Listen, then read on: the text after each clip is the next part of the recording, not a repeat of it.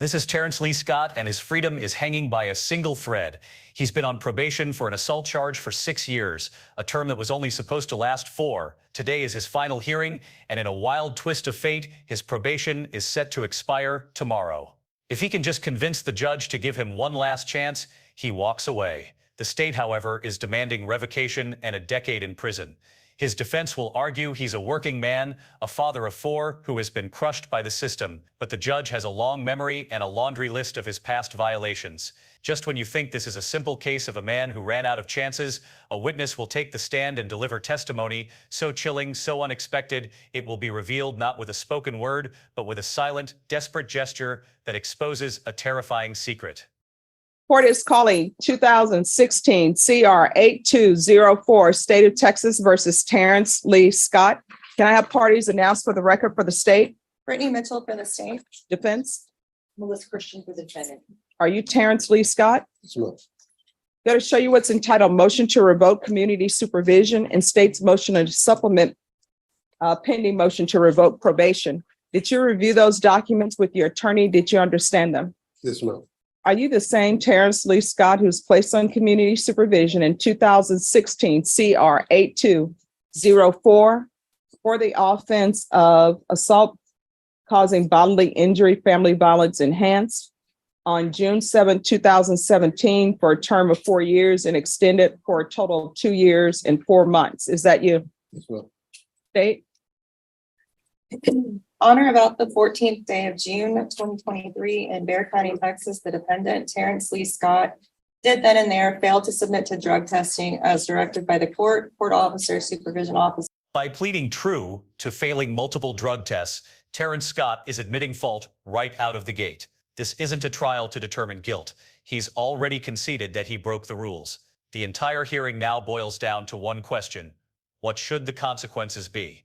His defense lawyer immediately pivots to a plea for leniency. She paints a picture of a man who has been on probation since 2017, working as a foreman to support 4 children, and who has already spent a cumulative 403 days in jail.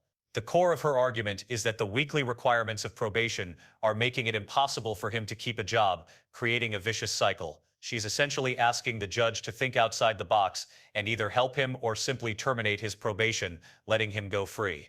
It's a bold strategy, but the judge's expression tells us she's not buying it. And or a duly authorized agent of the court in violation of condition number 2. Excuse me. Do not speak behind the court reporter when we're on the record. All right, to that violation of condition number 2, how do you plead? True or not true? True.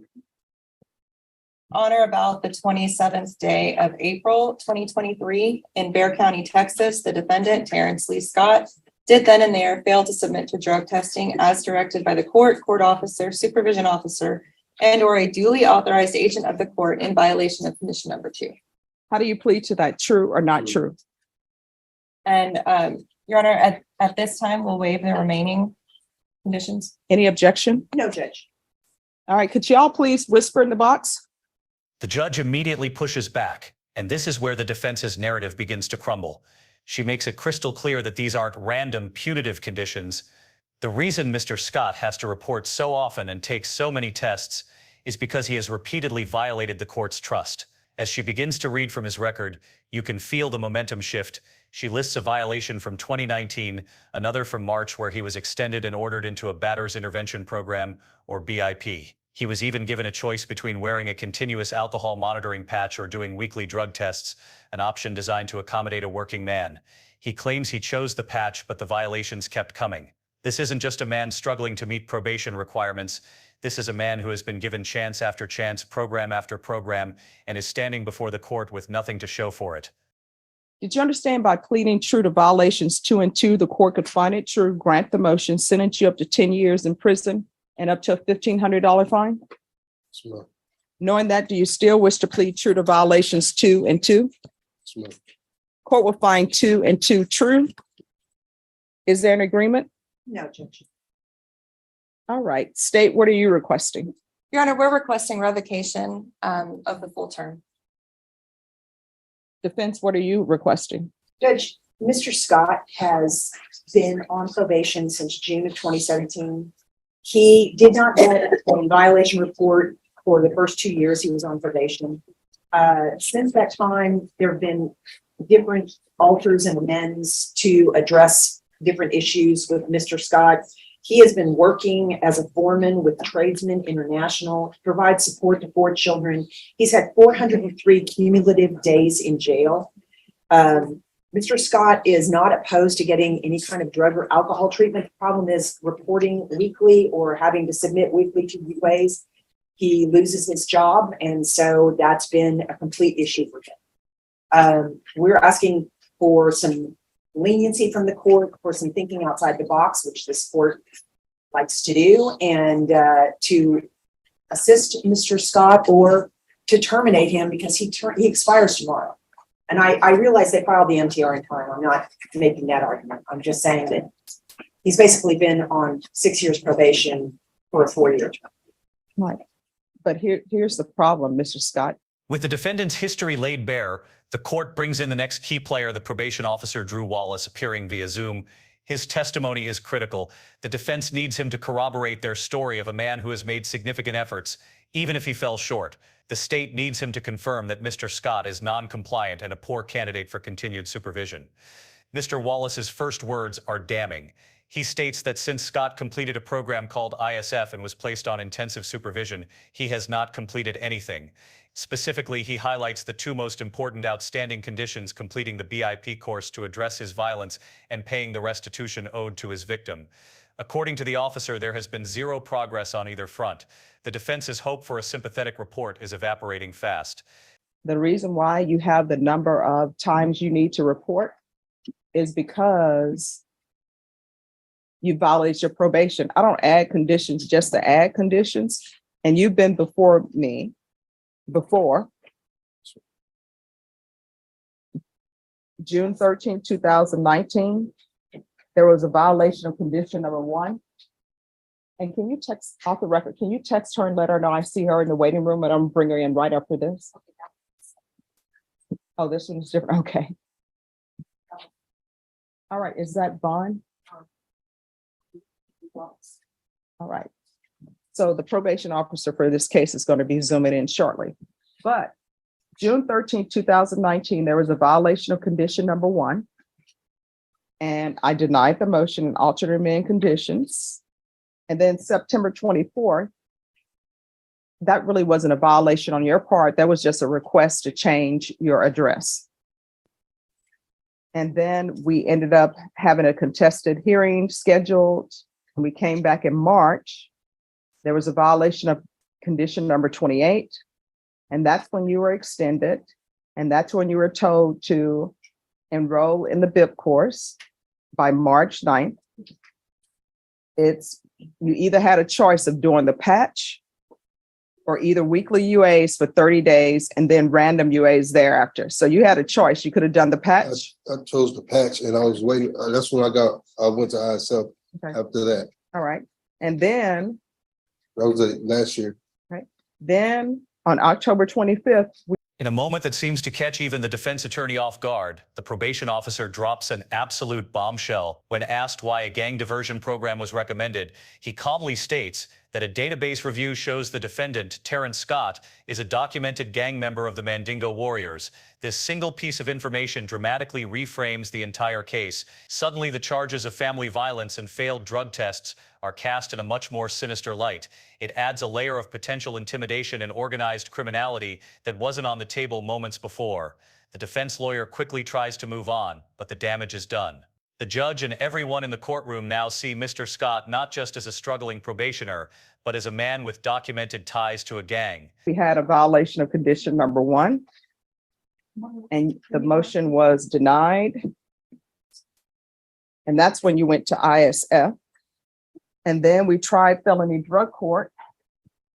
And then felony drug court, you were not allowed, because of your history. So the reason why you're on the UAs is because you haven't been doing what the court has been requesting of you.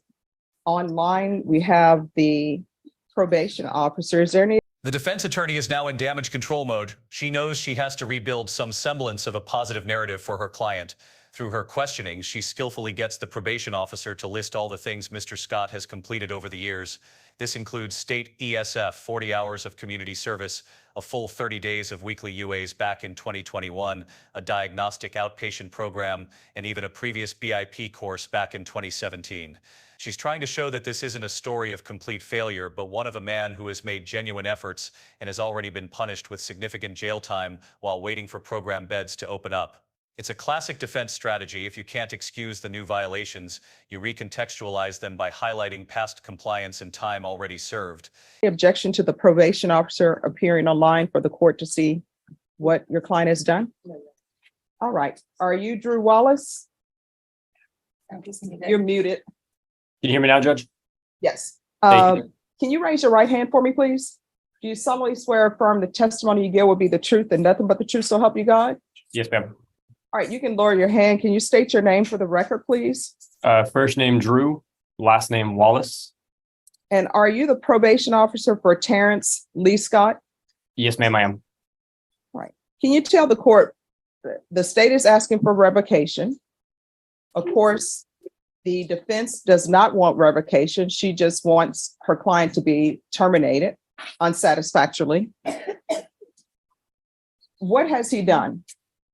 So while on probation, so I obtained the case after the probationer completed state ISF. Upon completion of state ISF, he was placed into the ISP program. And while in ISP, he has not completed anything. The one big thing that I know in order to complete his probation was he needed to complete BIP and pay the restitution.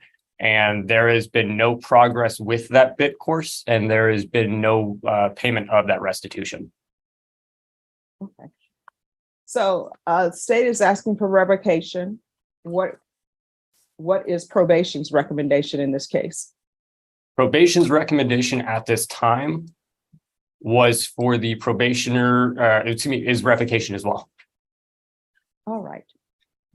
State or defense, do you have? Here we see a direct clash in narratives. The probation officer, Mr. Wallace, claims he specifically told Scott that the two key things he needed to do were complete the BIP course and pay restitution. He asserts that Scott understood this and simply made no progress. This paints a picture of willful defiance. It suggests that Scott knew exactly what was on the line and chose to do nothing, leaving the court with no option but to revoke him. However, the defense is about to challenge this entire premise. Is it possible the probation officer isn't telling the whole story, or worse, that he isn't even aware of all the facts in his own case file? The credibility of this key witness is about to be put to the test. Which version of events will the judge believe? Any questions of the officer? Briefly. Mr. Wallace. Yes, ma'am.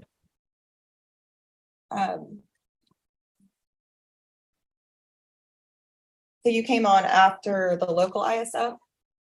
He completed state. Okay. I noticed that one of the recommendations is gang diversion program. What's the reasoning for that?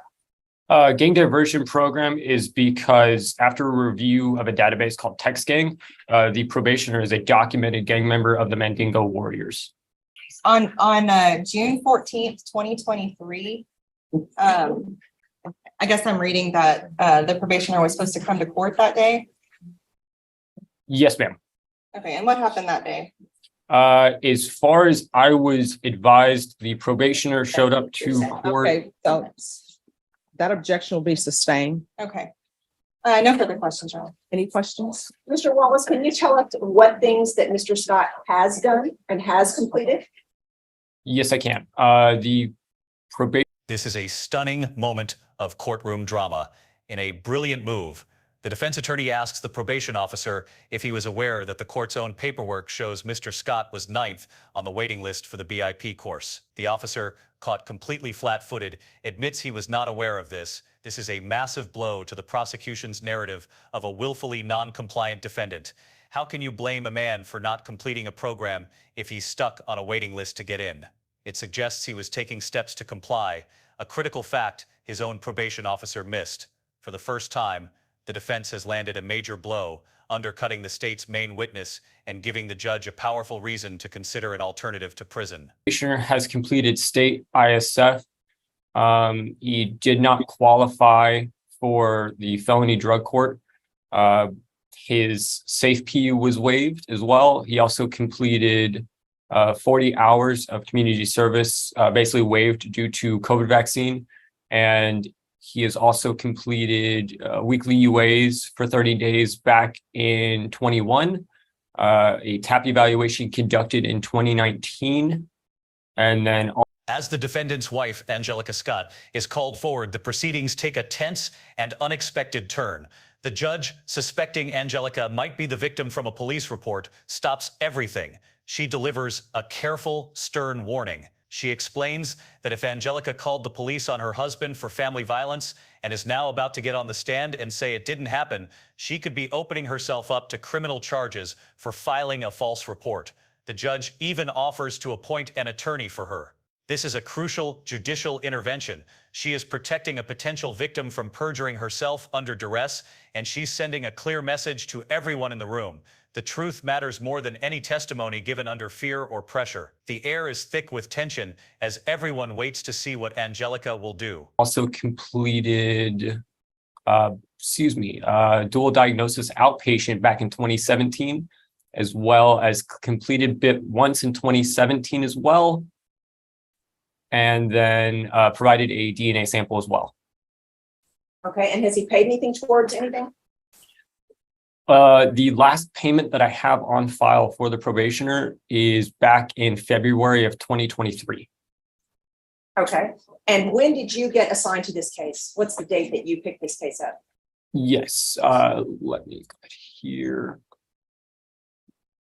The probationer entered into ISP in December of 20. Angelica Scott takes the stand, and her testimony is not at all what anyone expected.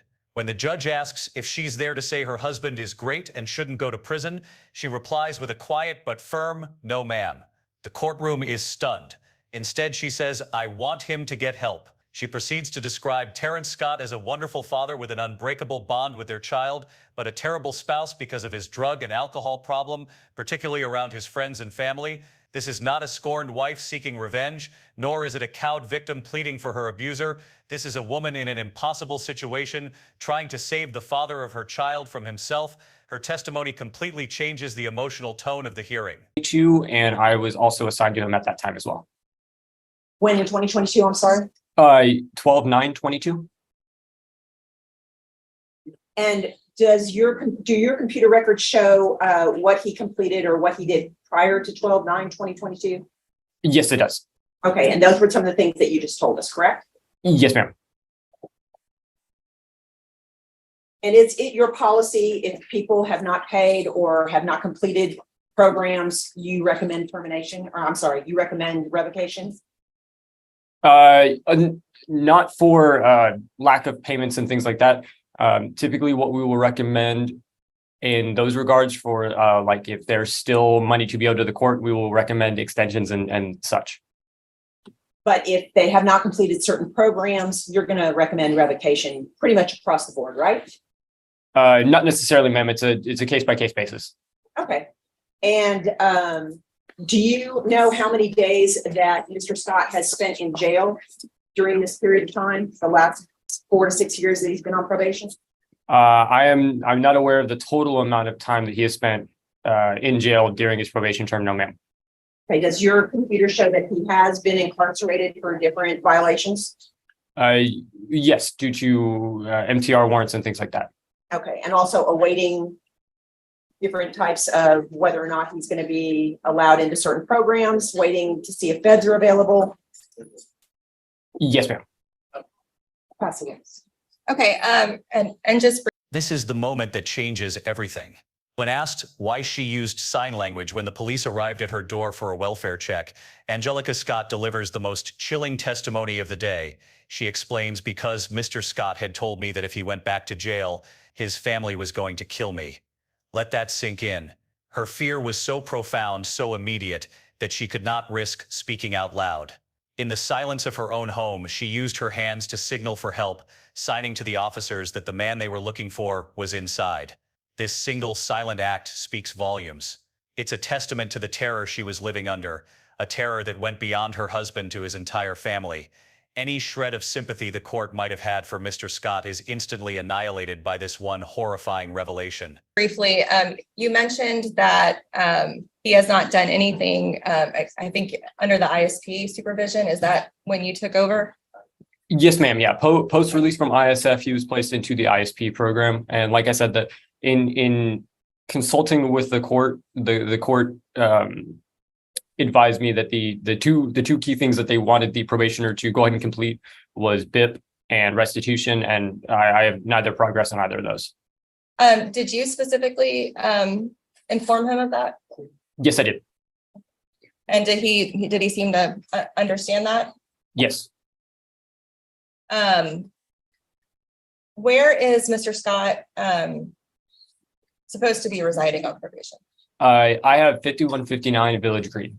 Okay, and when was the last time that probation was able to verify that he was there? That was back in May of 23. Have there been any concerns as far as if he's still at that residency? Yes, I received anonymous information back in June of. Just 1 second. The objection will be sustained. I'm assuming it's to hearsay. Yes. Okay. All right. Sustained. And just yes or no, not what they said. Oh, yes. Okay. No further questions, John. All right.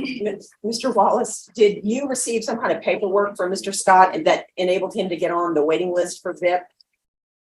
Not to my recollection, no, ma'am. You aren't aware that actually contained within the MTR that the judge has before her, it says he was 9th on the waiting list? Is that for BIP or another Yep, course? that's for VIP. You're not aware of that? He says he's 9th on the waiting list. Yep. Where, and you said that is on the court summary, madam? Yes.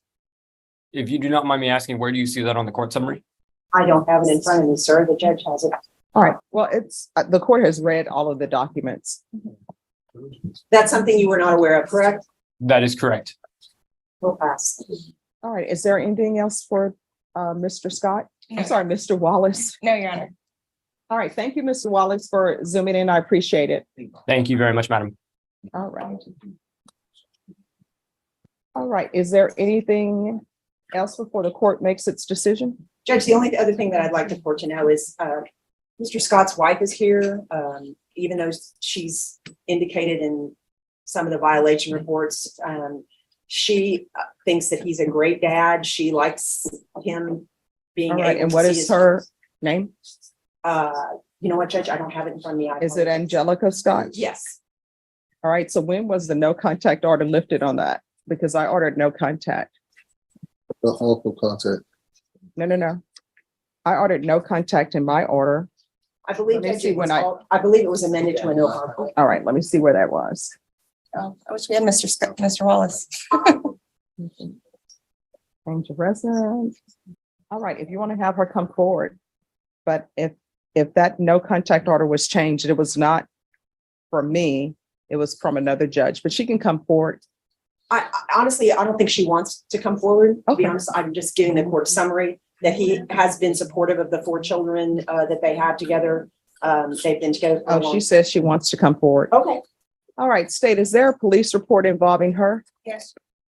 All right. Then you may not want to testify. It's fine. Well, no, because let me It's just not, tell you some issues. If there's a police report where you call the police on, Okay. well, let me just finish, okay?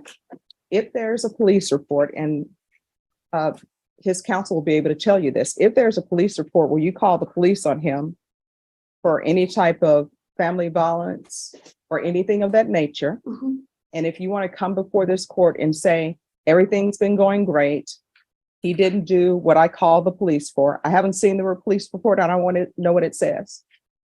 I've never seen the state or the police pursue charges against someone who accuses somebody of family violence, and then they want to come to court and say that they didn't do it. I have yet to see somebody have charges brought against them. But that being the case, if that is what that says, then what will end up happening is I'll need to have an attorney appointed to you to let you know there is a potential maybe for criminal charges. Yes, ma'am. So I'm assuming what you're going to come and tell me is that he's a great father. You want him in your life. You don't want him to go to prison. No, ma'am. Oh, you're going to be saying that you want him to go to prison? I want him to get help. Oh, okay. All right. He is a great father. Okay. No, because she's going to need an attorney to It's not a represent. police report. It's It's not a police report. It's an, I hadn't reviewed it. I just got sent it. It's an incident detail report. We're gonna All right. object. Could I see the report? Any objections to the court receipt, seeing what the report is about? So I'll know whether or not she needs an attorney. She is not the reporting person. Okay. So, and it's a welfare check. Right. Okay. Thank you. You're welcome. All right. So do we need her as a witness? She's going to say he needs help. Does anybody want to call her as a witness? I would like to call her as a witness. All right. Can you raise your right hand for me, please? Do you solemnly swear or affirm the testimony you give will be the truth and nothing but the truth, so help you God? Yes, ma'am. All right. You can lower your hand, state your name for the record. Angelica Maria Scott. I'm sorry. Can you repeat that? Angelica Maria Scott. State. Ms. Scott, are you aware that Mr. Scott has been reporting to probation that he is residing, I believe with his, I forgot what he said, a mother or in San Antonio. I'm gonna object to hearsay. All right. That'll be sustained. When was the last time you saw Mr. Scott prior to today? June 11th of 2023. Okay. Do you recall the police getting called to your home on June 13th of 2023? Yes, ma'am. Okay. Do you know sign language? Yes, ma'am. Did you sign to them that day when you opened the door? Yes, I did. And what did you tell them in sign language? That he was there. And why did you feel the need to use sign language instead of speaking? Because Mr. Scott had told me that if he went back to jail, that his family was going to kill me. All right. All right. I believe that's enough. Do you have any questions, defense? Scott, what are you asking the court for tonight?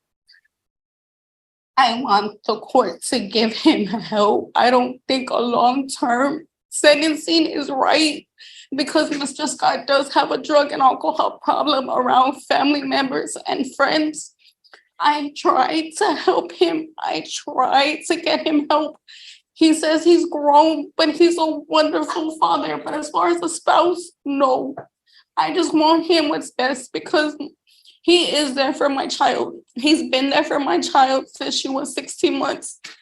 And their bond is you couldn't tell that's not his child. I want help from him, but a long-term sentencing, no. If he can stay away from people, then I know he can be best. I know he can be better. All right. Thank you so much for letting me know. All right. Oh, can I be dismissed? Sure. All right. Is there anything else from either side? No, Your Honor. All right. Mr. Scott. I want you to know that I listen to testimony. I listen to everything that everyone says. I give people chances when they're on probation. You've had a lot of chances on probation, and all you had to do was do what I was asking you to do.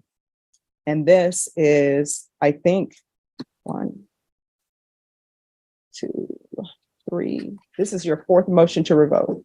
And people will always come to me and you know what they say? Well, I can't go to prison because I'll lose my job. I don't know why people don't think about that when you're on probation. So the court is finding violation of condition 2 and 2 true. Court will grant the motion. And I want you to know your revocation is not because of the witness who just testified. This revocation is because of you and what you did not do.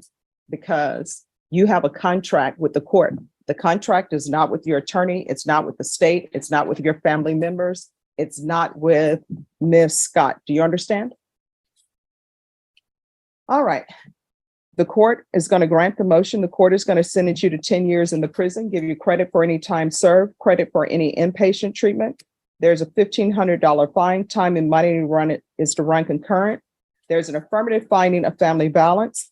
There's to be no contact with Angelica Scott, Amir, Amir Allen, Bashan, Binshawn Allen, Sirius, Sirius Allen. There's to be no contact with them. There's to be no contact with them through third parties. Do you understand? That's yes or no? Yes, ma'am. Going to show you what's entitled Trial Court Certification of Defendant's Rights to Appeal. Did you review that with your attorney? Did you understand it? And did you sign it? Yes, I viewed something. All right. You have a limited right to appeal, and that right to appeal is as it relates to the allegations in the motion, not the fact that you are on community supervision. Do you understand? Yes, ma'am. All right. And because this is a felony conviction, you're not allowed to own or possess any weapons or ammunition. And because this is an affirmative finding of family violence, you're also not allowed to own any weapons or ammunition. If you have a question over what that means, you'll need to speak to an attorney. Do you understand? All right. And I've given you credit for time and any inpatient treatment that you completed. All right. We can go off the record. You're going to have to do better. You understand? All right. Good luck to you. It would be excused. In the end, the judge's decision was swift and severe. She found Terrence Scott in violation, granted the state's motion, and sentenced him to the maximum term, 10 years in prison. She made it a point to state that her ruling wasn't based on the emotional testimony, but on his own repeated failures to comply with his probation, a contract he continuously broke. But there's no denying the weight of Angelica's words.